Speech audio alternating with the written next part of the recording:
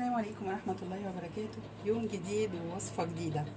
النهاردة هنعمل معجنات أو فطائر بالجبنة. اللي موجودة عندنا هنا هي حوالي قالب صغير جبنة بيضة.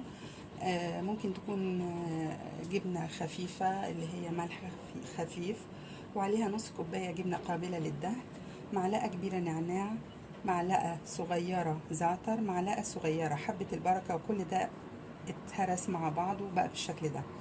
هنا في 3 كوبايات دقيق، وفي 2 كمان في العجان، ميه، زيت، خميره فوريه، بيكنج باودر، سكر، حبه البركه وزعتر وملح، بيضايه ولبن بودره.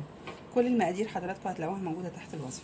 اول حاجه هنبتدي نعملها ان احنا هنحط الميه والخميره والبيكنج باودر واللبن البودره بتوعنا على الكوبايتين الدقيق الموجودين في العجان.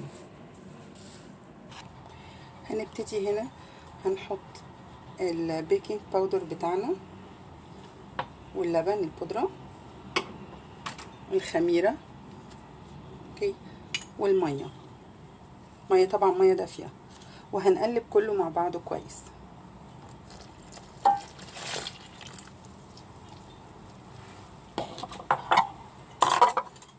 بالشكل ده كده.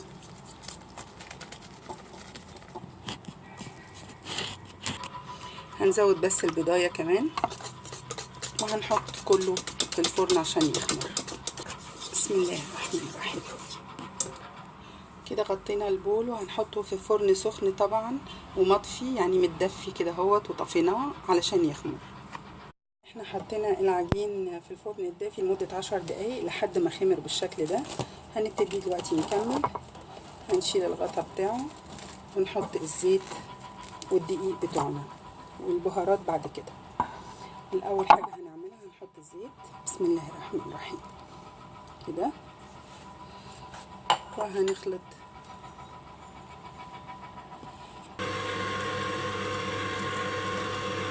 كده. خلطنا الزيت بتاعنا، هنحط بقى الدقيق. بسم الله الرحمن الرحيم. بعدين هنكمل عجن لحد ما يختلط كويس حوالي 5 دقايق، ونشتغل في العجين على طول.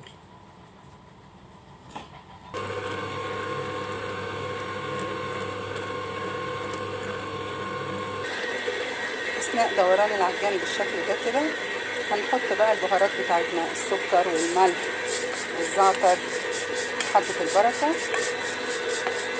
ونسيبهم يختلطوا كويس كلهم مع العجين.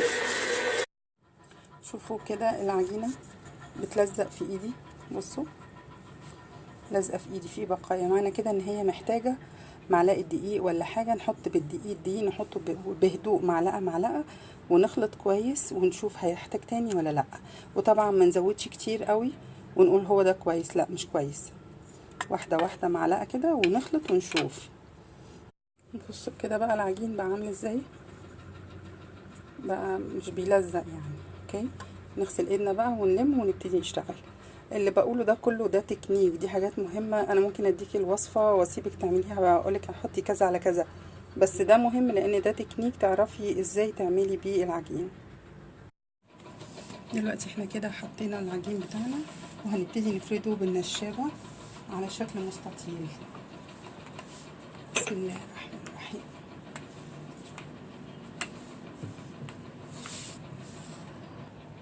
كده احنا فردناها، طبعا شكلها مش متساوي، عايزين نخليها شكل مستطيل، فهنقص على قد ما نقدر ونظبط.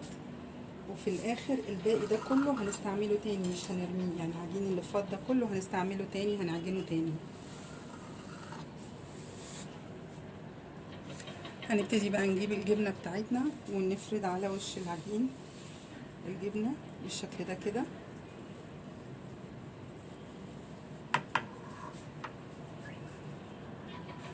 هنبتدي نلف بقى العجين بتاعنا كده زي السويس رول.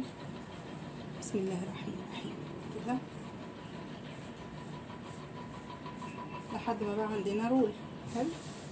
برضو هنعمل كده تاني، هننقل بقى الرول بتاعنا ده كده عشان نعرف نقطعه. هنقطعه قطع بالشكل ده كده.